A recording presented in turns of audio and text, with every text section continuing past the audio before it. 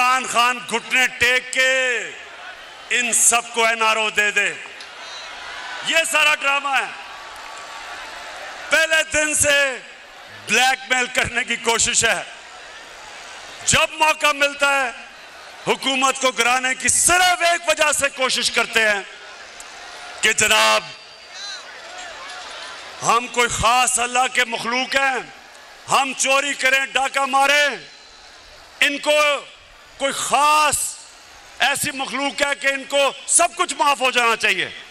और जनरल मुशर्रफ ने जो इस कौम पे जुल्म किया, इनके प्रेशर में आके अपनी कुर्सी बचाने के लिए, अपनी गवर्नमेंट बचाने के लिए उसने इस मुल्क के ऊपर जो जुर्म किया, इन चोरों को एनआरओ दिया, उसकी वजह से लूट मार हुई 10 साल। आज जो हम बोझ उठा रहे हैं, हम जो इनके लिए हुए कर्जों की किस्तें अदा करने पे जो हम बोझ उठा रहे हैं, वो सिर्फ और सिर्फ इसलिए कि जनरल मुशर्रफ ने अपनी हुकूमत बचाने के लिए इनको एनआरओ दिया।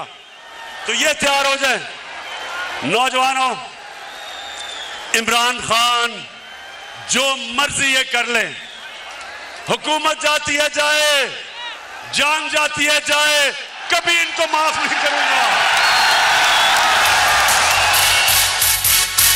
जाग उठा है सारा वतन साथियों, मुजाहिदों, जाग उठा है सारा वतन साथियों, मुजाहिदों। जी, अब जो हमारे नबी सल्लल्लाहु अलैहि वसल्लम ने मदीना की रियासत में कानून की बालादस्ती कायम की थी, सुनो मेरे नौजवानों, हजरत अली रज़ी अल्लाह ताला, उनका मुकाम किधर? उनका मुकाम हमारे दिलों में, हमारे दीन में, हमारी तारीख में। वो खलीफा वक्त होते हैं। और एक यहूदी के साथ केस लगता है अदालत में, हजरत अली रज़ी अल्लाह ताला अदालत में उस यहूदी के खिलाफ केस हार जाते हैं। खलीफा वक्त केस हारता है क्योंकि काजी उनके बेटे की गवाही नहीं मानता। अब इससे क्या चीज सामने आती है? सबसे पहले कि खलीफा वक्त भी कानून के ऊपर नहीं होता। मुसलमानों का जो इंसाफ का निजाम था, हमारे नबी सल्लल्लाहु अलैहि वसल्लम ने कहा मेरी बेटी भी जुर्म करेगी तो उसको सजा मिलेगी। और एक अकलियत, माइनॉरिटी, उसको भी बराबर का शहरी, वो बराबर का शहरी था और उसको बराबर का इंसाफ, कोई फर्क नहीं किया गया इंसानों के अंदर। ये था मुसलमानों का इंसाफ।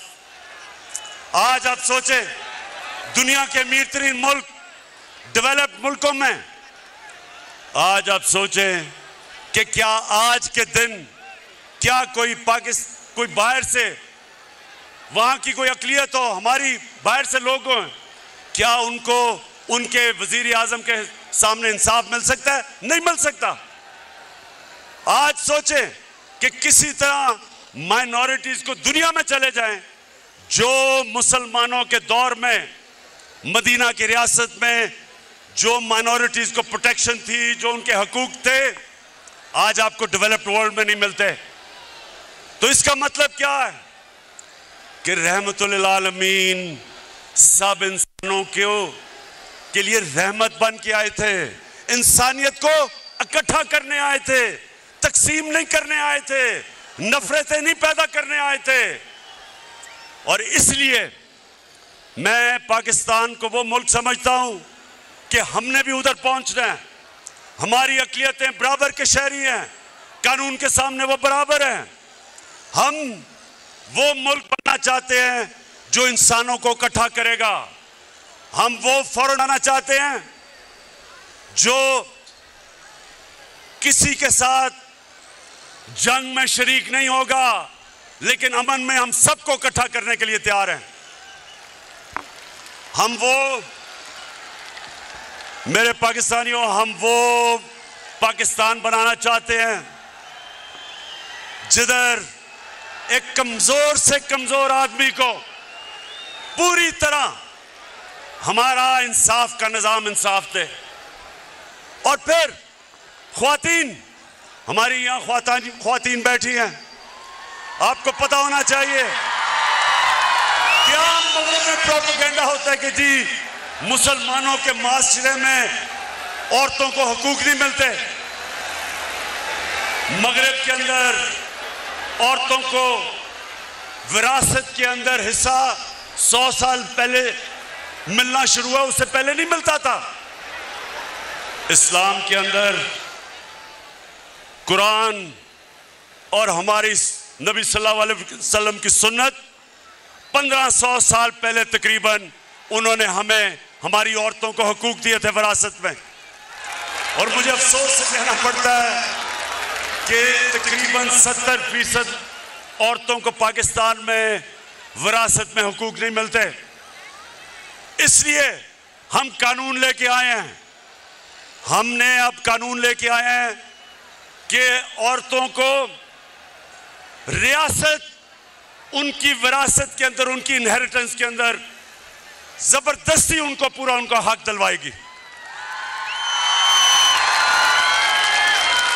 गुलाम, जब नबी सल्लल्लाहु अलैहि वसल्लम ने मदीना की रियासत संभाली तो गुलामों के कोई हुकूक नहीं थे। उन्होंने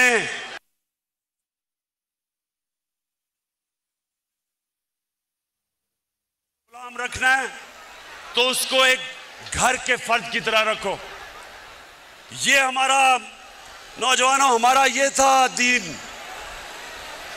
मुसलमानों के दौर में गुलाम बादशाह बन गए, हिंदुस्तान में गुलामों ने हुकूमत की, मिस्र में गुलामों ने हुकूमत की, क्योंकि नबी का फरमान था कि उनको एक घर के फर्द की तरह रखो।